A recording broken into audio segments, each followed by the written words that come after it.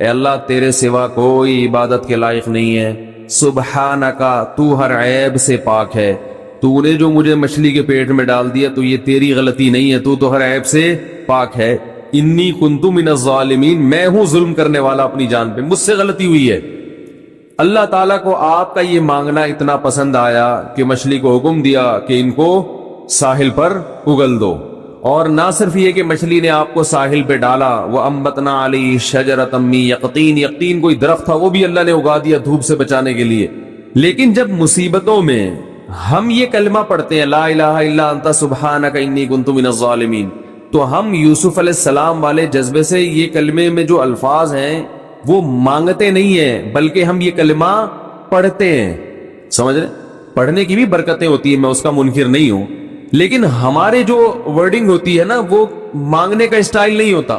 ہم چھوٹے بچے تھے تو مسجد میں آیت کریمہ کا ورد ہوا کرتا تھا کہ بھائی حالات خراب ہیں آج کل، امام صاحب اسپیکر پہ اعلان کر کے بلاتے تھے آ جاؤ بھائی آیت کریمہ کا ورد ہوگا، لا الہ الا انت سبحانک انی کنت من الظالمین، 5 لاکھ دفعہ پڑھا جائے گا۔ تو ہم مسجد میں آتے، وہ مسجد میں دانے ہم تو آتے تھے، اس کے بعد جلیبیاں بھی ملتی تھی، بڑی گرم گرم ٹائٹ جلیبیاں ہوتی تھی، اب تک وہ مزہ نہیں آیا جلیبی میں۔ تو وہ جلیبیاں بھی ہوتی تھی، اوپر دانے رکھے ہوئے ہوتے تھے، وہ 5 لاکھ دانے ہوتے تھے، ختم کرنے ہوتے تھے۔ تو پھر ہم کیا کریں، لا الہ الا انت سبحانک انی کنت من الظالمین، لا الہ الا انت سبحانک، اس میں فراڈ نہیں کرتے تھے، پڑھتے پورا تھا الحمدللہ۔ بعض لوگ تو کیا کرتے تھے، ایک مٹھی لی لا الہ الا انت سبحانک انی کنت من الظالمین، پھونک مارا اور سائڈ پہ رکھ دیا۔ وہ یہ ڈرامے بھی ہوتے تھے لیکن ہم پورا ہی پڑھتے تھے ہم، لیکن اس میں مانگنے کا انداز تو نہیں ہوتا تھا، لا الہ الا انت سبحانک انی۔ پھر اس میں بچے تھے، شرارت بھی شروع ہو جاتی تھی، پھر دیکھ رہے ہیں کوئی ادھر دیکھ رہا ہے تو ایک دانہ اٹھایا، لا الہ الا انت سبحانک انی کنت من الظالمین، یوں کر کے اس کی ناک پہ مارا ہے، کوئی ادھر دیکھ رہا ہے تو اس کی جیب میں ڈال دیا۔ تو یہ دعا مانگی جا رہی ہے، یہ تو پڑھی جا رہی ہے، ایک فارمیلٹی ہے کہ 5 لاکھ پورے کرنے ہیں، اس کے بعد جلیبی کھانا ہے اور نکلنا ہے۔ تو آج بھی ایسا ہی ہو رہا ہے، امام صاحب دعا مانگتے ہیں، لوگ کہتے ہیں یار چلو جب نماز پڑھ لی، 4 رکعتیں پڑھ لی، سلام بھی پھیر لیا، تو اس میں کیا جا رہا ہے، یہ بھی پورا ہی کر لو۔ ایسا ہی ہوتا ہے نا، یہ بھی پورا ہی کر لو، آمین آمین کہہ لیں گے۔ امام صاحب ڈرائیور ہیں، ہم پیچھے مقتدی ہیں، تو جہاں اتاریں گے وہیں اتریں گے ہم لوگ، پہلے تو نہیں اتر سکتے۔ تو یہ ایک لوگوں کے ذہن میں تصور ہے۔ نبی صلی اللہ علیہ وسلم نے فرمایا اللہ ظاہر قلب کے ساتھ دعا کی طرف توجہ نہیں دیتے۔ ظاہر قلب کا مطلب آپ کا دل حاضر نہیں ہو، کچھ اور سوچ رہے ہو، اور ادھر سے آپ نے ویسے ہی ایک فارمیلٹی پوری کرنے کے لیے۔ اللہ کہتے ہیں کہ جب تو مانگنے میں مخلص نہیں ہے تو میں تجھے کیوں دوں، تو مانگنے میں ہی مخلص نہیں ہے۔ تو بعض دفعہ بلکہ اکثر ایسا ہوتا ہے کہ ہماری دعا میں جان ہی نہیں ہوتی۔ آدم علیہ السلام کو جب جنت سے نکالا گیا تو پریشان تھے، بے چین تھے، مضطرب سے، میں کیا کروں کہ اللہ مجھ سے خوش ہو جائے۔ اس بے چینی میں الفاظ نہیں آ رہے سمجھ میں، فَتَلَقَّى آدَمُ مِن رَبِّهِ كَلِمَاتٍ، اللہ فرماتے ہیں اللہ نے آدم کے دل میں کلمات ڈال دیے ان کی بے چینی کو دیکھ کر کے اس طرح سے مجھے مانگو۔ جب انسان اخلاص کے ساتھ دعا مانگتا ہے تو الفاظ کا القاء کہاں سے ہوتا ہے؟ اللہ کی طرف سے وہ القاء ہونا شروع ہوتا ہے۔ اللہ کہتے ہیں اس طرح سے مانگ۔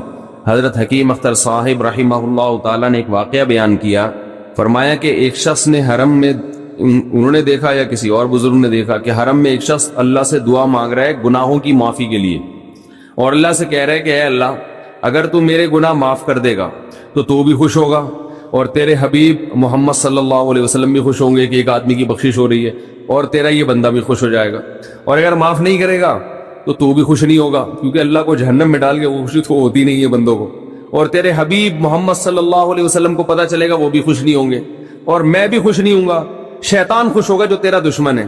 اب خود سوچ لے تو اپنے دشمنوں کو خوش کرنا چاہتا ہے، یہ اتنے سارے ہیں، وہی اتنے سارے دوست ہیں تیرے، ان کو ناراض کر کے تو خوش کس کو کر رہا ہے؟ اپنے تو جو تیرا بھی دشمن ہے، میرا بھی دشمن، اور تیرے حبیب محمد صلی اللہ علیہ وسلم کا بھی دشمن ہے۔ تو دیکھو کیسے الفاظ ہیں اس کے، تو ایسا کہ بظاہر بخشش کے علاوہ کو آپشن چھوڑا ہی نہیں۔ کیا خیال ہے؟ حجاج ابن یوسف بڑا ظالم تھا، بڑا ظالم۔ موت کا جب وقت آیا، تھے یہ لوگ ایمان والے، چاہے ظالم تھے، بدعمل تھے، لیکن اللہ پر ایمان بہرحال رکھتے تھے، ان کو پتا تھا کہ میں غلط کر رہا ہوں۔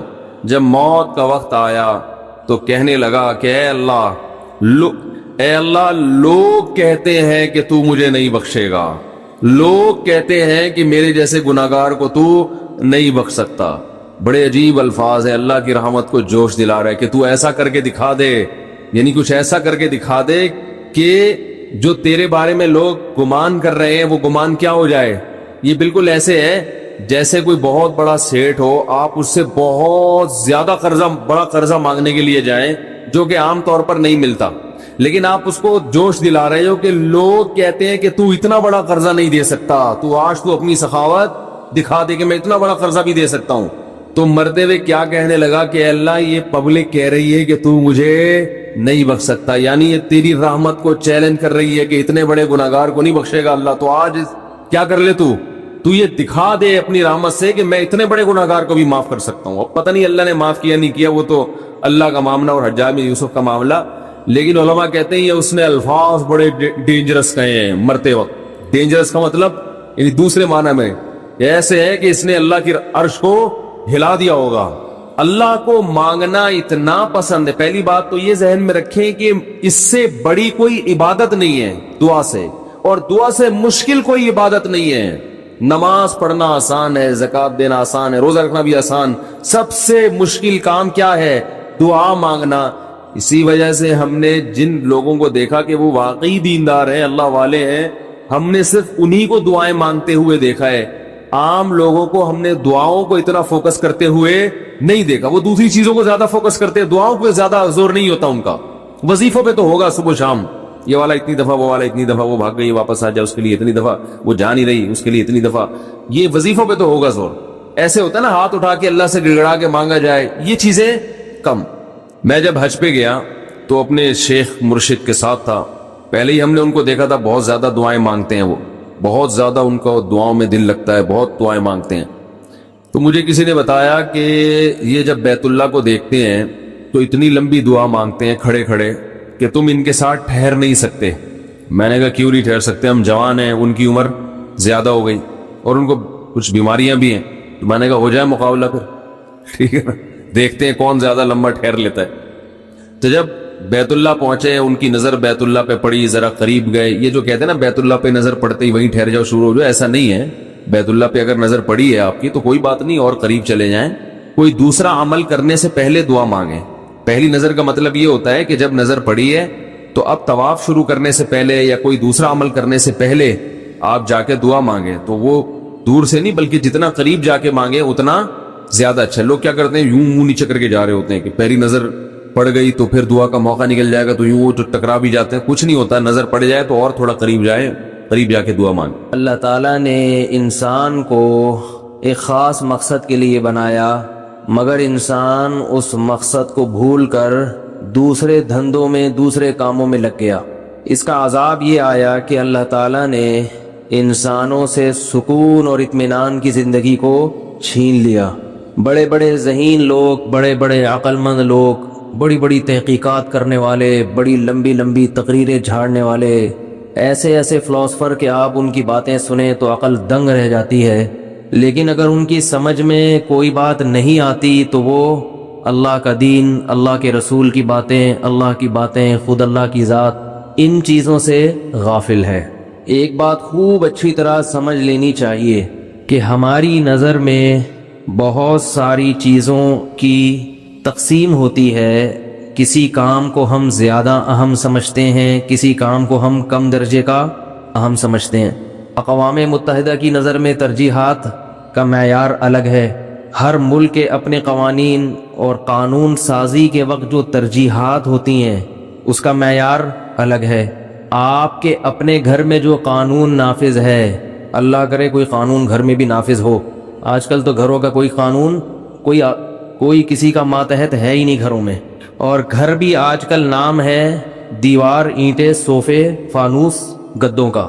اس کو لوگ کیا کہتے ہیں, یعنی گزوں کے حساب سے ہوتا ہے, 200 گز, 400 گز, چھوٹے گھر 60 گز. جبکہ میری نظر میں جو گھر کی ڈیفینیشن ہے وہ کچھ اور ہے. آپ کی نظر میں جو گھر کی ڈیفینیشن ہے وہ کیا ہے, 200 گز کا ہو, اتنے کمرے ہوں, فانوس ہو, صوفہ ہو, پنکھے ہوں, ایئر کنڈیشن ہو.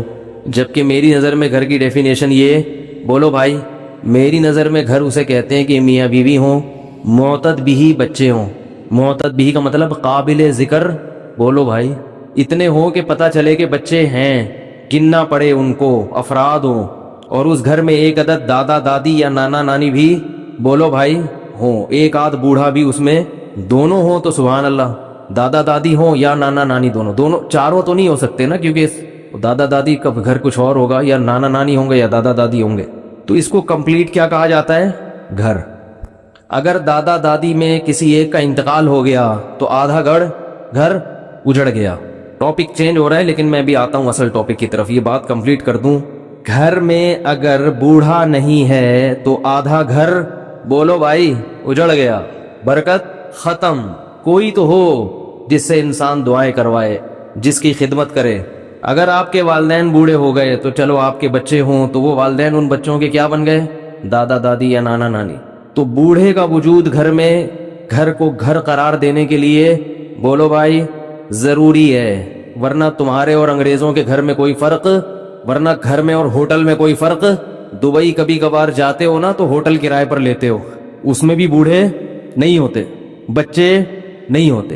बीवी कभी होती है, कभी औरत होती है, कोई बीवी के नाम पे, कोई गर्लफ्रेंड होती है, अय्याशी तो हो जाती है वहां पे। होटलों को घर, अरे भाई बोलो यार, कुछ ठंडा है यार, उठा के, मुझे गुस्सा आता है।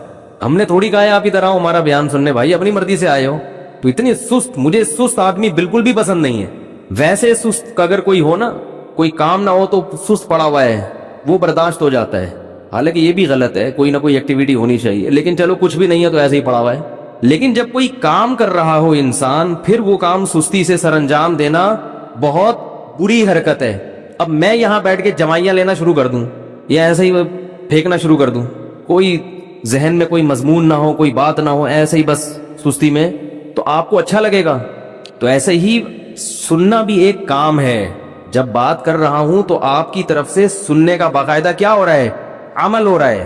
तो ये अमल भी एक चुस्ती के साथ, हाजिर दिमागी के साथ होना चाहिए। इसमें ऐसा ना लगे कि आपको किसी ने बंदूक की नोक पे लाके बिठा दिया। पुराने जमाने में एक कॉमेडी शो आया करता था 50-50। बातें करना मिंबर पे मुनासिब तो नहीं है, लेकिन चलता है थोड़ा बहुत, ठीक है। वो बचपन में हमारे घर में तो टीवी था नहीं, इधर उधर जाके देखा करते थे 50-50। तो वो उसमें एक चीज दिखाई, ये जो कमेंट्री करने वाले होते हैं ना, इनके बारे में ये बताना चाह रहे थे कि ये भी बिके हुए होते हैं, ठीक है। खेल के दौरान उस प्लेयर को ज्यादा हाईलाइट करेंगे जिसकी तरफ से पैसे मिले हुए हो या कोई धमकी हो, वल्लाहु आलम हकीकत है या नहीं है, लेकिन वो एक कॉमेडी शो था। तो उसमें दिखाया कि हॉकी का खेल हो